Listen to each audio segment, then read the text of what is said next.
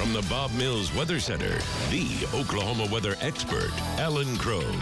You know, we were looking at that data early Saturday morning, and it sure looked like we were going to get, tagged with that thing. And then we got here and started tracking that storm system. We can see that bow echo starting to develop kind of near Oklahoma City, just to the north of Stillwater. And then once it got just east of I-35, it just started to take off. And unfortunately, it went right across the metro. It was going to hit somebody through northern Oklahoma. And this time it was just right across mostly our immediate area. Areas to the south, fared a little better. Areas to the north, a little better as well. I mean, everybody got hit with it, obviously, but especially right around the metro area. This morning, again, temperatures are into the 60s. This afternoon, sunshine at 93. We have the heat advisory, as Tess just mentioned a couple of minutes ago.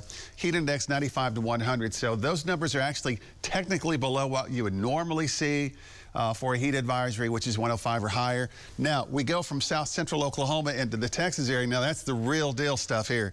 I mean, this has been going on for a very long time.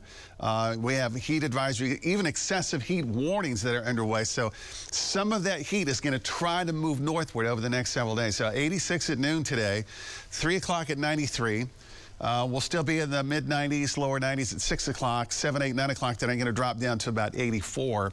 Now, as I mentioned a couple of minutes ago, there's a small signal in some of the high-resolution, kind of fancy model data that there could be a couple of isolated showers and storms overnight and early tomorrow morning, but mostly in this shaded area of green. That would be near Okemah southward. Pittsburg County, it's about a 20% opportunity for late tonight and pre-dawn tomorrow. We look at the next couple of days, it's still very low probability. We have a slight chance Thursday for our part of the state. And then over the weekend, about a 20% chance once we get into Saturday night and Sunday. There's a complex of storms that'll drop down southern Colorado and western Kansas on Wednesday. That'll brush the northwestern part of Oklahoma. But again, that's going to stay away from us.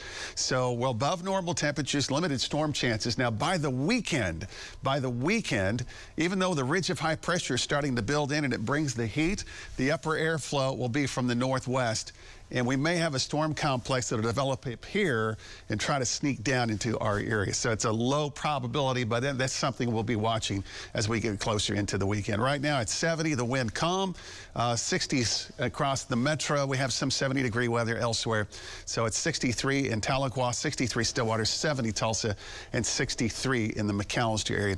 High temperatures today, 93 in the metro, 93 Stillwater, 91 Tahlequah. Winds out of the southeast. Tomorrow morning, upper 60s and lower 70s.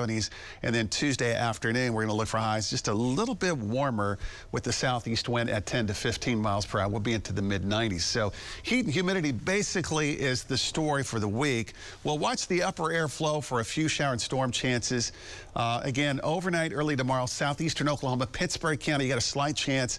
Wednesday, the western part of the state, but not here. Thursday, we may have one nearby, but again, very low probability. And then over the weekend, Tess, we'll check at least a chance for a shower storm Saturday night, early Sunday morning.